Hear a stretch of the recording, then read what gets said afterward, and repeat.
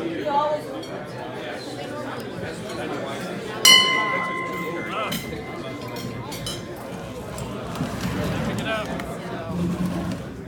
morning, Emmaus Rotary, and happy Halloween. How do you know it's Halloween? Because I read the newsletter, Joe. All right, let's start out this morning with God Bless America.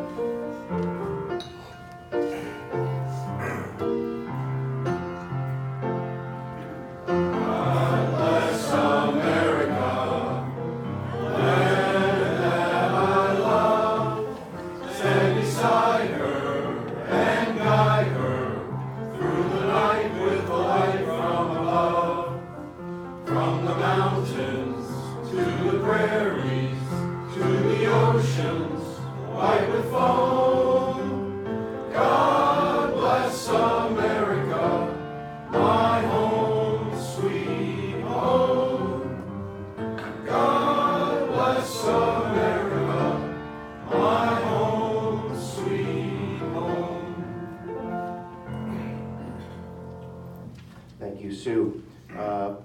Mike Waddell, our first vice president, has our invocation this morning. Please bow your heads.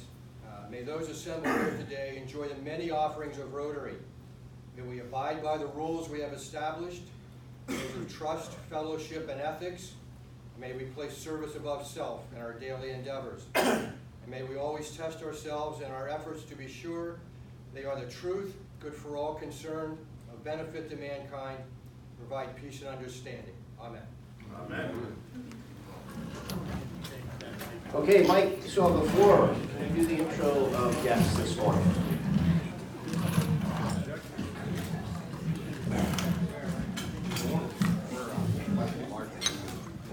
Morning, Rotary. Everybody, we have a few guests today. Trish Berry is here with Cindy Horniman. Welcome her, please. And I see David Buscino here. David, welcome. Are you a guest? No. Now, this is interesting. Almost invariably, when somebody's here, they're a guest of someone. Like you just were walking down. Yeah. Said, hey, I want to go to breakfast this morning. What brings you here today? Well, I'm trying to get my insurance business off the ground, and I've always been service-oriented, so I thought I'd combine those two passions and see what Rotary is all about. Well, you came to the right place here. We need insurance a lot here. I'm sure JP will be chatting with you. Welcome. Thanks for being here. My guest when I get credit. No, he's my guest. David, you're my guest today. Just so we have our speaker here, Nick Vinica, but he will be introduced by someone at this table is going to introduce him, so we'll take care of that. It's actually me. Thank you, Mike. You know, I thought Mike might have tagged David as somebody who's the most unlikely to bring a guest this year for our initiative, but looks like he swiped in there and did that. So, Peter's wise saying of the week, happy, happy, happy Halloween! It was interesting, just a show of hands, who read the newsletter this week? Okay, great, thanks guys. Mike is doing a great job, thank you Mike. And I had a lot of fun researching what Halloween was. You know, at 47 years old, it's just the day that you dress up and be a little bit crazy. But Google had some good information on there, which of course I put in there as my little footnote. That's where I got the message about Shahim. Valerie, are you here today? There you are. Thank you very, very much. I don't know who has logged on to our website, emmausrotary.org, but it is fully up to date, which I think is really, really cool. So, thank you. If you haven't had a chance to log on, please do it, because it's neat to see how current it is and the activities and the participation that Emmaus Rotary has been doing. So just a couple announcements up here. Rotary Foundation Seminar and Grant Training, I mentioned this last week, Saturday, November 2nd at Montgomery County Community College. Cindy, anything you want to quick say about that? Are you? Sign up, you can still sign up. Perfect. And then just a note to everybody, Again, board meetings are as makeups. All members are welcome to all the board meetings. All committee members, or all committee chairs are advised to come in and give a report. You're on the agenda every week, every month. Coming up the next couple months, there's some changes because of the way the holidays fall. So make sure you're reading your trumpet. We'll be posting things. The next two board meetings are the third Thursday of the month, not the fourth. Typically, they're always the fourth Thursday. November because of Thanksgiving, and of course, December because of Christmas. And then Mike's going to be also posting the dates for when Brookside Country Club is closed, which is In the the, newsletter, if you read it. it's in the newsletter. That's exactly right. Perfect. I just read the president's message. Okay, announcements from the floor.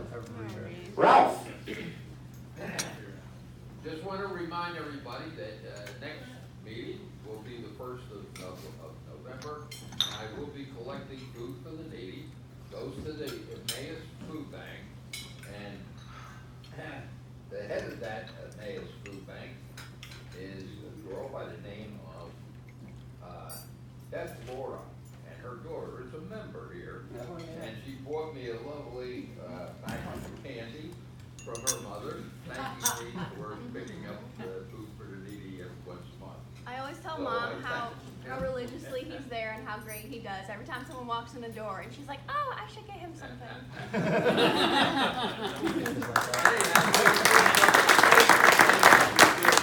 And I will be there next week collecting food, and thank you all for participating. Thank you, Ralph.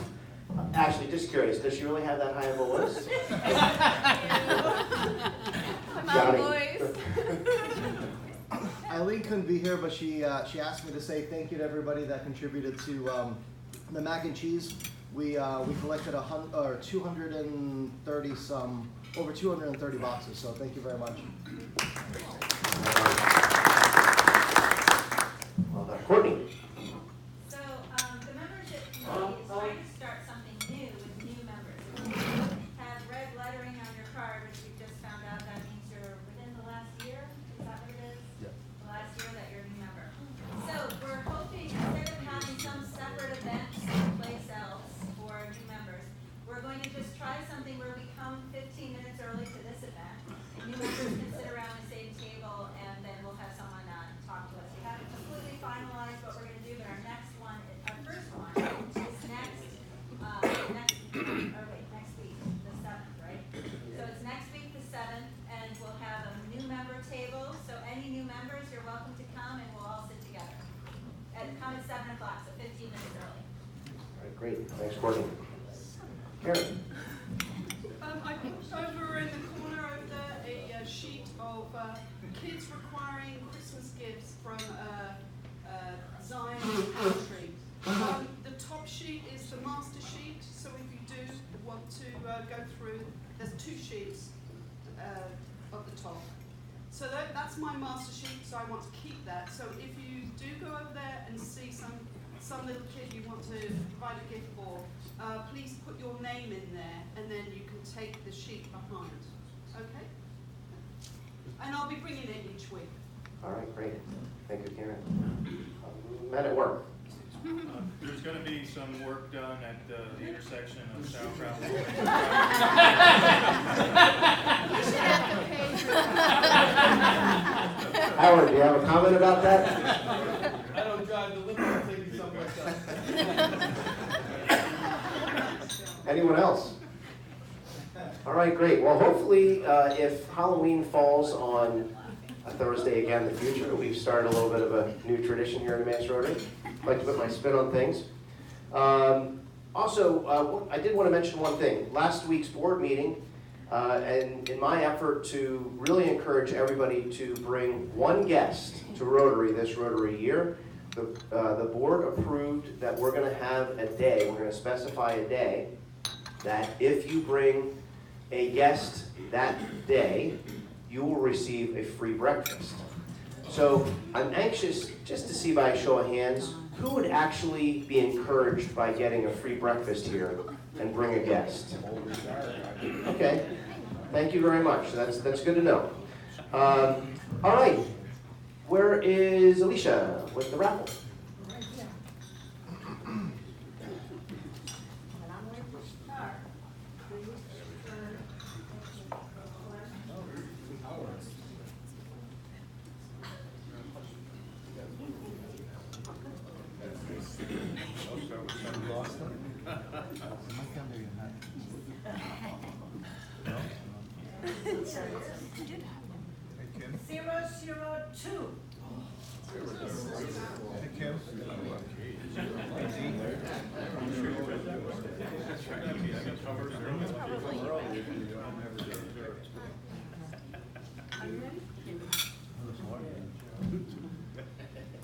Gary? Ticket you found? 996. I'll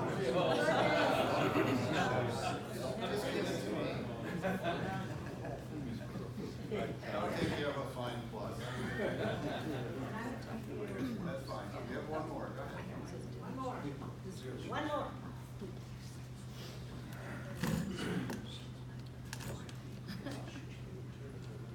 Zero, two, five.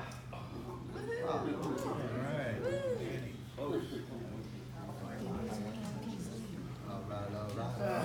You know, I have not won this raffle for some time, especially since I've been the president of the club, which really stinks.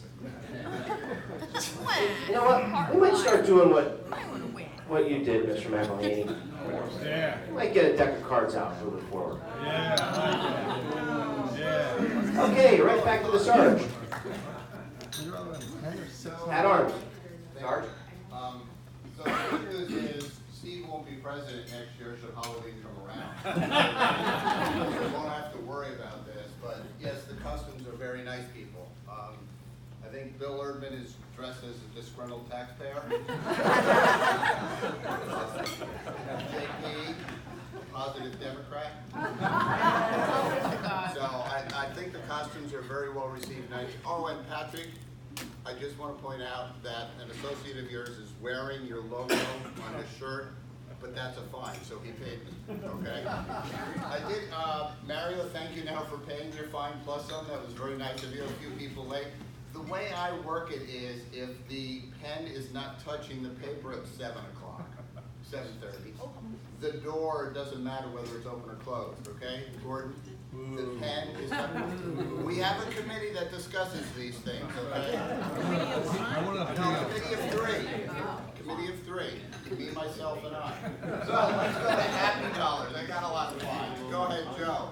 All right, this is Happy Dollars on behalf of my wife, but before you jump to conclusion, she's happy because I'm leaving for Florida today for her a week, so here's the Happy Dollars.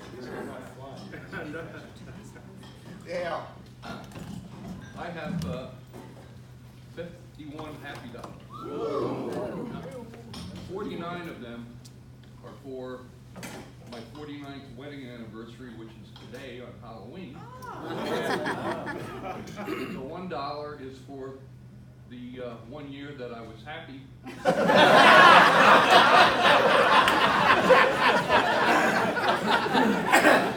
other $1 is for, that's the best you've looked, Steve, in 20 years.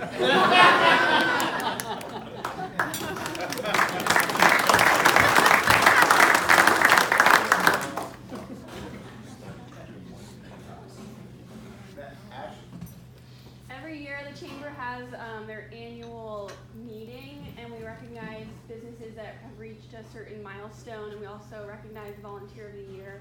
And this year, we're recognizing Bill Erdman, and I just want to say thank you for everything you've done for the Chamber, but also in Rotary, and thank you for everything.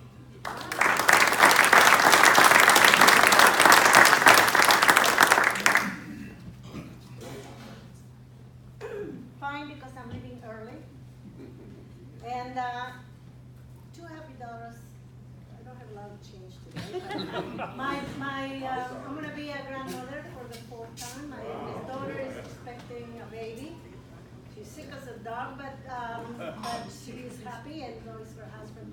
So I have a 4th grandchild. I don't know yet what it is. boy, girl, in May. So I'm very happy. Dale, congratulations, today's my 5th anniversary, and today is the anniversary, so. That's cool. Were you wearing a costume? She said yes. Same one, everyone, everyone.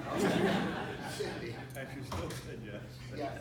I'd just like to say, I'd forgotten that we're also collecting for Turning Point some twin comforter blankets. So anytime you have those, I'm not putting a time limit on it, but I will take them over to Turning Point. Okay? And I'm leaving early, so here's two. I got that. Okay. But if you want to pay, yeah, go ahead. All right, some of you heard, and yes, the rumors are true. My wife Stacy is pregnant with our first baby due in April.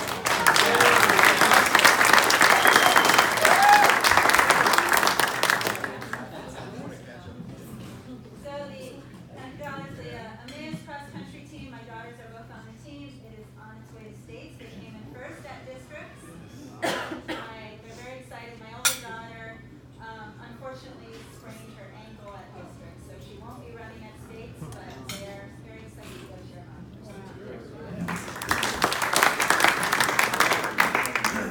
Bill. I have 10 happy dollars. I spent 10 days in California visiting my brother and my daughter. I arrived last Wednesday morning on a red eye. The reason I didn't do it last Thursday is because when I woke up Thursday morning, I had no idea what planet I was on.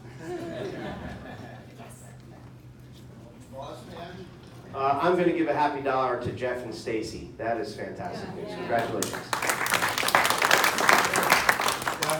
Happy dollar. I want to welcome my friend Trish Berry. She's all the way here from Devon, England, doing one of our Travel Association trade show, and she owns Wildlife Safari. So if you ever want to go on a fabulous safari, Cindy Warneman represents her as well. So do it for us.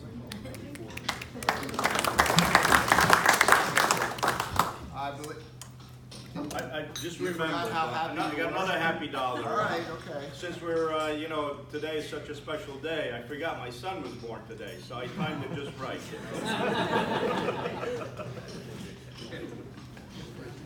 The wine's wearing off, huh, Joe? All right. Anyone else, sir? All right, we have a really cool program for you today. Gary Rohrbach, do you want to come up? Mike Waddell. Mike Waddell. We're organized.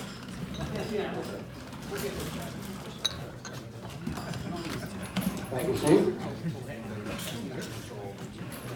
This morning we have Nick Mitica is responsible for business development activities and marketing communications for segments of the hydrogen energy systems business in North America.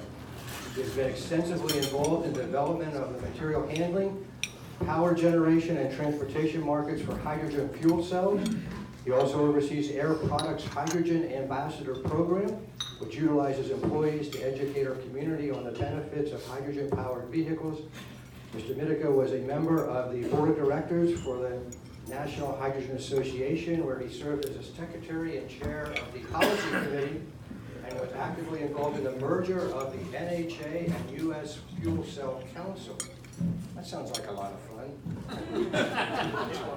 He was a member of the Canadian Hydrogen and Fuel Cell Association for 2 years. In the Lehigh Valley, Nick has volunteered with Community Bike Works for over 20 years and served as chairman of the board of directors for 6 years. Nick has over 30 years of experience with Air Products, in which he has held positions of increasing responsibility in product management, sales, marketing, and business management. Sounds like you can't hold a job, Dick. He has been successful in the introduction and sale of new technologies into a variety of markets served by Air Products. Nick holds a BS in chemical engineering from Purdue University and an MBA from Lehigh University. Sounds like a fascinating career. Come on up here, Nick.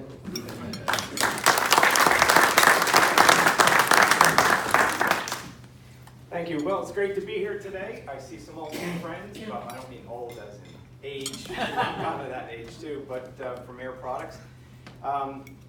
I'm going to talk about something today called hydrogen fuel cell cars. I don't know how many people here. How many people know what a hydrogen fuel cell is? Really? Wow, how about that? Okay, well. You've been doing a good job, so. That's pretty impressive. But we're gonna go through it. I have more information here than I can probably, talk about in the next 25 minutes or so. And I'm also gonna assume the folks who are leaving early today wasn't because you're like totally uninterested in my topic, okay? And if you are, well, I can understand that too. I do have a car here. It's out in the Rainey parking lot. So afterwards, if folks have time and wanna see the car, we can. It's the cord on the back of the we can go and see the car. All right, without further ado, let's get started. I think you just heard all of this information, so I'm not going to say anything other than about Community Bike Works. So I have been involved with Community Bike Works for many, many years. It's a great youth mentoring program in Center City, Allentown, and it's just an extension of work that's been going on for a very long time in the Lehigh Valley. But I'd just like to thank Rotary Club, because Rotary in the Lehigh Valley has been, in general, many different organizations have been extremely supportive of Community Bike Works in so many different ways, and we have a very good partnership with many of your organizations here in the Valley, so thank you. All right, so in case you didn't know, Air Products, right up the street, is one of the world's largest producers of hydrogen. Okay, hydrogen's an industrial commodity that's used to make stuff: steel, oil, or gasoline, pharmaceuticals.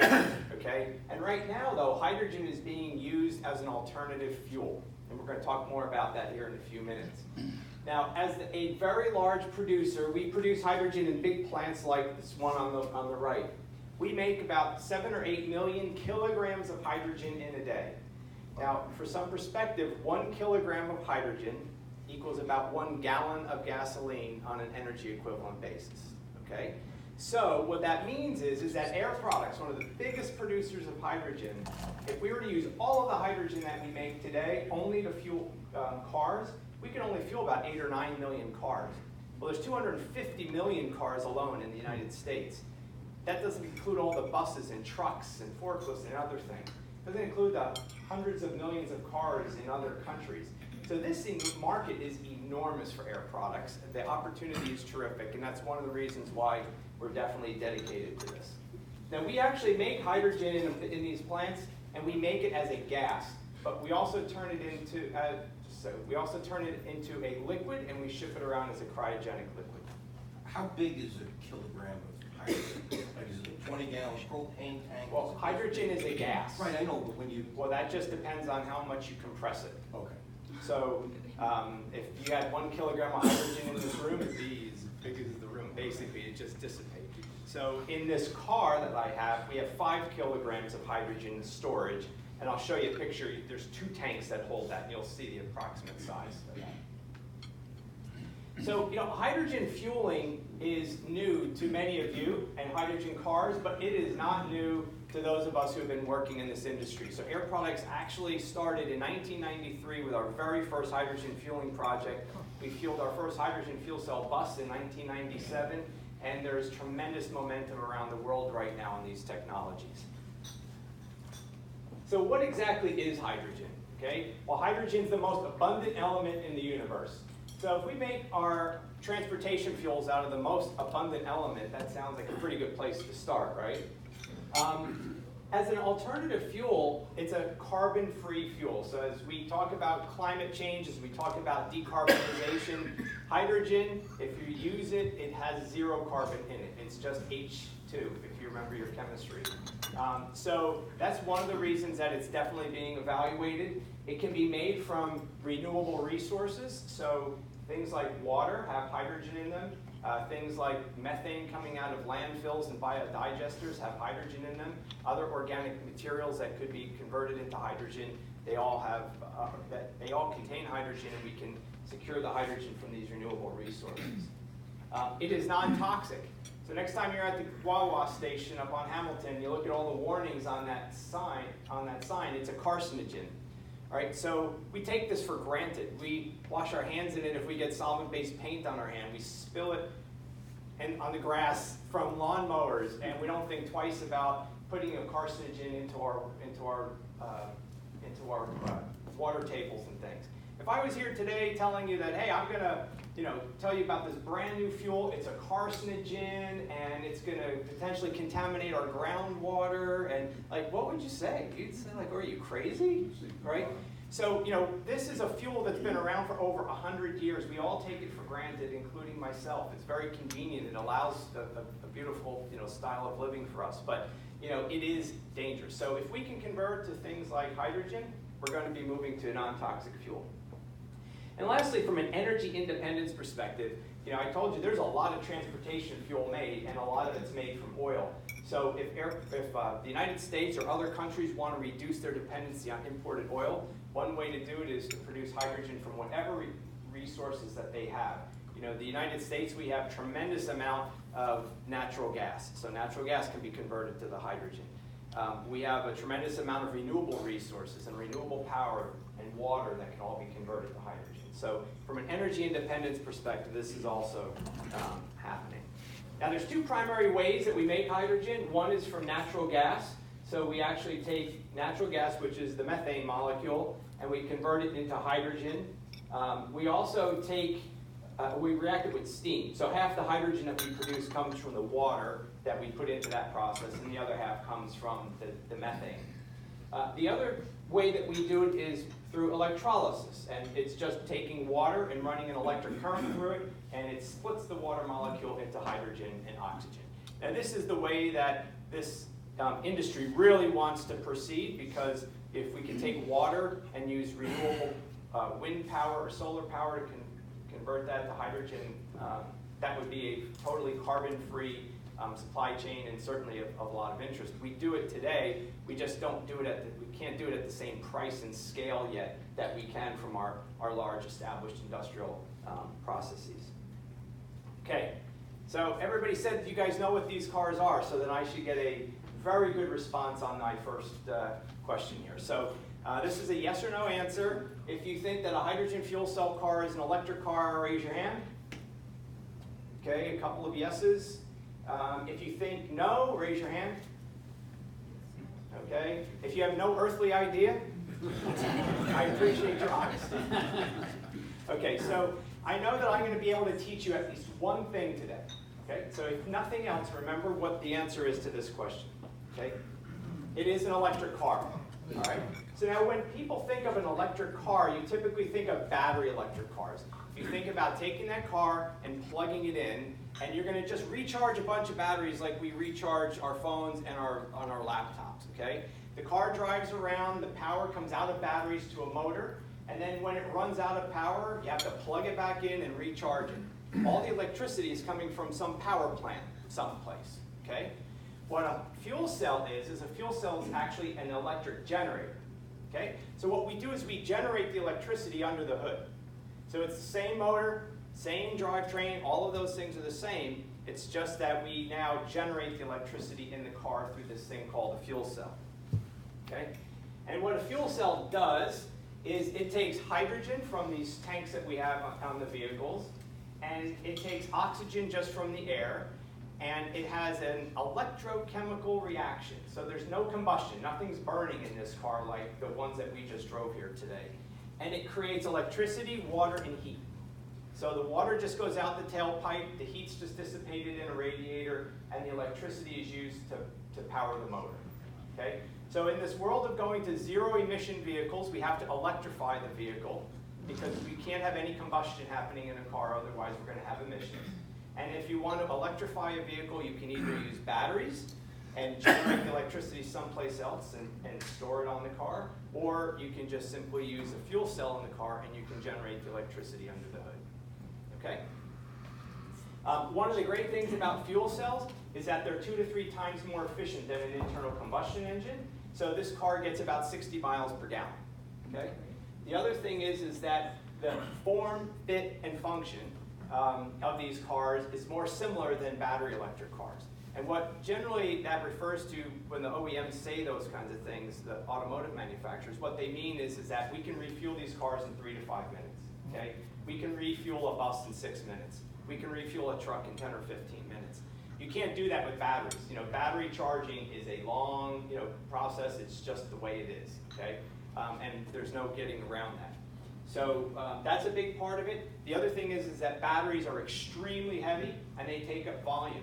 So the further the distance that you want your car, truck, or bus to go, you need more batteries, more weight, more volume of space. With the fuel cells, it's really just about a matter of the storage of the hydrogen and how much is there, and we can make vehicles that go very long distances at very low weights.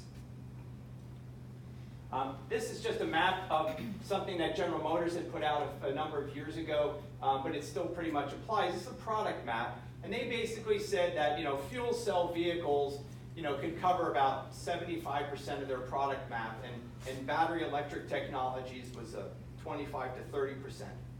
I would say that these numbers have now changed with advances in both fuel cells and batteries, but the point's still the same. There is just certain applications where fuel cell technology will be the electric technology of choice, and then there's going to be other vehicles where batteries are going to be. So this isn't an either or. A lot of times people say, oh, it has to be battery electric or it has to be fuel cell electric. That in fact is not probably what's going to happen. It's going to be both.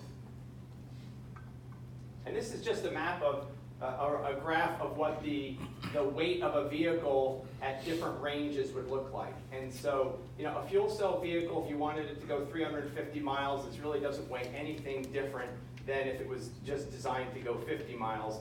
If you wanted to make a car out of lead acid batteries, you couldn't even do it to go 350 miles because it's so heavy. And you can see these other technologies, and we all have probably heard of lithium-ion batteries, and that's what's going into these electric cars. Well, this is why. It's one of the lightest of the battery technologies. So if there is something... Is that a typical range for a hydrogen fuel car, the 350 miles? It depends on the vehicle, but 300 is basically the design target that all the automotive manufacturers are striving for. So the cars that are commercially available, which I'll talk about in the next slide, they all go at least 300 miles on a tank of gas. Thank you. The joy of internal combustion is so solid. Is hydrogen exploding a very hazardous thing? I didn't get the first. Well, internal combustion engine is, I don't know what you meant by I'm just solid. wondering why they don't go to an internal combustion of hydrogen. Well, you could go to you could, and some manufacturers have looked at that. The problem is you don't get an efficiency boost. So it's still the same old internal combustion engine efficiency, and it's a very mature technology, so although there may be still some incremental improvements, we're not going to make it as efficient, 2 to 3 times more efficient than it is today. So the fuel cells are 2 to 3 times more efficient. The second thing is that you still have emissions out of a hydrogen internal combustion engine because you're still pulling air in that contains nitrogen. The nitrogen reacts with the oxygen in combustion, and you still have NOx, so nitrogen, oxygen-containing compounds. And the last thing is that this is just another electric technology, and so the automotive manufacturers are trying to drive to commonality in terms of their drivetrains to drive scale. And so they can have battery electrics and fuel cell electrics that meet different needs, but they can share many, many, many components. And if you look at this technology, one of the advantages of these cars is that because it has no internal combustion engine or no transmission, it has significantly fewer moving parts. So like 60, 70% fewer moving parts and a similar reduction in total individual parts per vehicle. So from a manufacturability perspective, management of their supply chains, there's huge benefits to try to driving toward these electric platforms. So it's a good question. It doesn't mean that hydrogen won't be used. Like I know there's a Japanese company trying to develop very large scale power generation units that they would, instead of using natural gas or nuclear for large scale power generation, they would burn hydrogen in these massive turbines. And so there is probably going to be some areas there, but the big benefit here is to get the efficiency and to go to zero emission through the fuel cell. But if you look around the world, there is somebody, if there's an internal combustion engine in anything, somebody's putting a fuel cell in it, okay? I'm here to talk about cars today, but we fuel buses, Class 8 trucks. There's 28,000 forklifts that are currently being powered by hydrogen fuel cells around the country. We're a supplier to Procter & Gamble up in Mahogany, big Wegmans distribution center up in Pottsville. So, you know, these technologies are real, running indoors, fueling indoors. And so that is the largest application so far in the US. In Europe, in Europe basically, we're fueling submarines that have fuel cells in them. They're developing trains. There's mining vehicles being developed in South Africa. If we talked about China, they have put hydrogen fuel cells into their current energy plan, and they are going very, very fast in terms of trying to scale up heavy-duty applications like trucking and buses to try to reduce emissions. So this is real. It's not a science experiment anymore. It's not just demonstrations for marketing purposes, although it gets a lot of people, you know, a lot of good marketing, but it's well beyond that point. Okay, so if we were to be in California today, you could go to a dealership in either Los Angeles area or around Silicon Valley in the Bay Area, and you could buy or lease a Honda Clarity, which is on the left, a Toyota Mirai, which is in the middle, and actually this Hyundai on the bottom left is the Nexo, and they just released that car. Daimler has released some cars, but they're very focused, I think, mostly to Japan and Europe. So these cars are commercially available. We just paid for our lease on the Toyota Mirai, 3-year lease, 36,000 miles. We paid the entire lease up front. It was just under $16,000. As part of that entire 3-year lease, we also get a fueling card for $15,000. So if we don't have any major maintenance that we have to pay for, you know, we pay $16,000 for the lease, we get $15,000 worth of free fuel. I'd say that's a pretty good incentive to get these cars on the road. If you wanted to buy the car, you could. The car is list priced at about $58,000. After tax incentives, it gets you down into like the low 50s or something like that. So not too bad for the initial launch of a technology. And I'll tell you a little bit more about what's happening in California with these vehicles. So this is what the Mirai would look like if you could see inside. So the fuel cell is right here. It sits in the middle of the car, okay? The hydrogen is stored in these 2 yellow tanks in the back. So to your question about volume, you can see that's about, you know, how much storage. These tanks are, you know, that big around, so they're not that big. Holds 5 kilograms of fuel. So the hydrogen goes into that fuel cell. It generates electricity, which then goes to a power control unit here under the hood. And then there's the motor is a front wheel drive car, and so the electricity then goes there. Now this car, everybody probably has heard of a hybrid, like the Toyota Prius.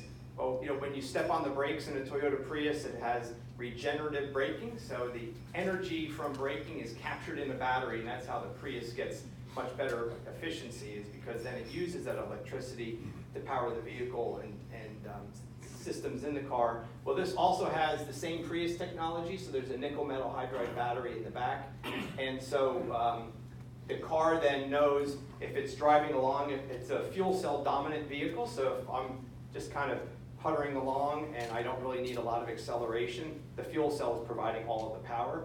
But if I step on the gas in order to accelerate to get on the highway, then power comes from both the battery, that nickel metal hydride battery, and from the fuel cell.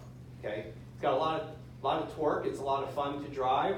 I've never really tested that top speed of 111 miles per hour, and I'm not going to. Steve would report me if I said that I had. Okay, so yeah, it's a really fun car, and it's a great vehicle. Here's another look at how this drivetrain is all integrated into the car. Now, Toyota launched this car in 2016, and they are now on. We just leased the 2019 Mirai, but they just announced that they're going to be updating this entire technology. So the car that you see here is going to be, replaced by a new version in 2020. I'll have to get a picture of that, and it looks pretty nice. And if you could look underneath it and take off the plates, this is the fuel cell. This is one of the storage tanks, and this is underneath here is where the motor is and the power control unit. Okay, So, right now, I mentioned that Toyota, Honda, and Hyundai have launched commercially. If you, like I said, if you were in California, that's where you could get these vehicles. Right now, there's about 7,500 hydrogen fuel cell cars on the road in California, okay? These are all owned by folks like us. This isn't, like I say, commercially, or this isn't demonstration vehicles. We just went to Tustin Toyota. I'm now dealing with Tustin Hyundai to try to lease one of their vehicles for our team out in California. There are also a number of fuel cell bus projects developing around the world, in particular in California. We are in the process of commissioning a station for the Orange County Transit to fuel about a dozen buses, and it will set a new standard for refueling speed, which is in about 6 minutes. And then Class 8 trucks over in California are being tested at the Port of LA. So, Class 8, there's a lot of good applications for the trucking business. But in this particular case, when all these goods come into a port, there's basically trucks that all they do all day long is shuttle these containers from the ships inland about, 4, 5, 10 miles to rail in order to then get dispersed to the rest of the country. So all day long they're doing about a 4 or 5 mile run back and forth, back and forth. And of course the ports are some of the dirtiest places environmentally, and so this is why these vehicles being now tested to reduce emissions at the port. We could build 1 or 2 big fueling stations to support it. You don't need a huge infrastructure to support a conversion within the Port of LA. Now, everybody wants to know where these cars are going. So it's a couple of different things. One is where infrastructure is being built. Of course, it makes no sense to go to Bennett Toyota if there's only one small private fueling station up in Air Products that we use primarily for research and development. It's also going to regions where the demographics support the initial launch of these green technologies. So, of course, in the United States, California, we have a lot of consumers that want to be green. They're very eager to be early adopters of new technology and maybe put up with whatever struggles that there might be as being one of the first with these vehicles. And it's also going to places where there's government policy. So government policy is driving a lot of this activity. And so whether there's environmental regulations or financial incentives for either the vehicles or for building the infrastructure, that's where it's happening. In the world, there's basically dedicated locations for these cars that we're focused on. It's the United States, it's Japan, Germany, the UK. There's some cars up in Canada, there's some in Australia. They're scattered everywhere. Korea is coming on extremely strong right now, so I'll probably have to put Korea's flag on here soon. But if you look at where Toyota is focused on launching these technologies in Japan and in the United States. So if you were in California, you would fuel at one of 40 retail stations that are currently operational. There's another 25 that are being built. Air Products is currently supplying about 80% of the hydrogen molecules to these stations, to the stations in California, so we have a very significant position. And our technology is marketed under the Smart Fuel brand, so our fueling stations are also deployed at 27 of these stations in California. And what you can see is clusters around the north, which is the Bay Area and Silicon Valley and Los Angeles. There's a connector station in the middle, there's one down in San Diego, and there's one up in Truckee. So in California, if you own a hydrogen fuel cell car, you can actually drive from San Diego all the way up through Truckee, and you can come back down. So you have good range within the state. I think I'm just going to go to this one. This is just how you fuel one of these cars, okay? This has sound, but we're not going to hear it. But this is our fueling station in Allentown, and it's pretty self-explanatory. It's a retail dispenser, takes credit cards. It works just like fueling your regular car.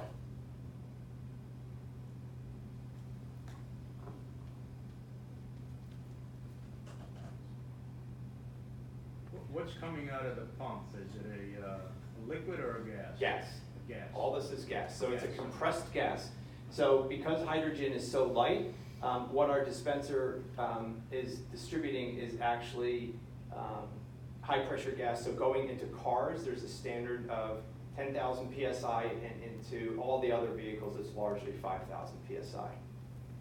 So between the car and the fueling station, they know all of this. The driver doesn't have to do anything. No, it's, you see it right there. It's a dispenser that operates very similar to retail gasoline. The only thing is that this dispenser is a smart dispenser. So, can I just, if I had more time today, but you know, that dispenser actually has an infrared device, or that nozzle has an infrared device on the end, and it communicates with an infrared device on the car. So we get a safe to fill signal. We get to measure the temperature of the tank. If anybody remembers their ideal gas law, when you raise pressure, you know, then temperature goes up. So as we're trying to really rapidly put, you know, 10,000 PSI hydrogen in that tank, it's getting hot. So we actually cool the hydrogen before it even goes in the car. So all of these things are happening, but the dispenser is monitoring it all. And the dispenser has that infrared device so that if the car's diagnostics think that something is not happening properly, that it can drop that signal and the dispenser will shut down. If the dispenser thinks there's something not right, if the flow rates aren't consistent with the temperature rise, the brains of our system know all that and it'll stop the fueling. So it's unlike gasoline fueling today where you put your credit card in and you can squirt gasoline all over the place that you want. Well, that depends on the fueling station. So right now in California, hydrogen is priced at a higher price than gasoline on a dollars per mile traveled, where it's probably at any retail stations about, let's just say, $15 a kilogram, and gasoline, like premium, is about $4, let's just say. So you can pay about 2 to 3 times the price for gasoline because of the efficiency gains. You're getting 60 miles per gallon. So, but in this case, you know, this is the early markets, and so, you know, everybody's losing money at these stations because we're not fueling that many cars. We have some stations are getting pretty busy, but other stations might see 5 or 10 cars a day. So, you know, until we're doing this at scale, we're not going to get the price of hydrogen down below. Toyota wants us to be at about $10 or below, and they feel like that's the spot for their customers to be able to, you know, to adopt it and accept it. We're able to do that at large scale things, like our material handling sites, our forklifts. At the dispenser, it's at that target price. Yeah, so I've always heard that the downfall of the hydrogen is actually creating the hydrogen. So for like creating a unit of energy in hydrogen, how much energy do you have to put in to actually create the hydrogen? Well, you have to put energy into everything in order to convert oil into gasoline or natural gas into hydrogen. So yes, there is some energy transitions. Our production plants are actually extremely efficient. Like you're talking high 80s or, you know, in the 80s. So it's a very efficient process. But usually what this comes back to is well, what are the total emissions from the system? And so if you look at what we call a well-to-wheels basis, so it's taking oil out of the ground, converting it to gas, and putting it in the car in an internal combustion engine, and you compare that to the natural gas into turning it into hydrogen and then converting it into energy in the car, we're about a 50% reduction in greenhouse gas emissions on the natural gas to the hydrogen fuel cell car. So there's a huge benefit there. We can talk more about it because I'm going to get the hook. I see a lot of questions. I have some time blocked out. So yeah, so I can hang around and you guys can dismiss, and whoever has to go back to work, go back to work. This is my work for the morning right now, so I'm happy to. Yeah, I'm happy to. Yeah. Thank you, Andrew. Yeah, that's no problem. Please rise for the Pledge of Allegiance, and we'll get out of here. Thank you. Allegiance to the flag of the United States of America and to the republic for which it stands, one nation, under God, indivisible, with liberty and justice for all. Thank you, everyone. Next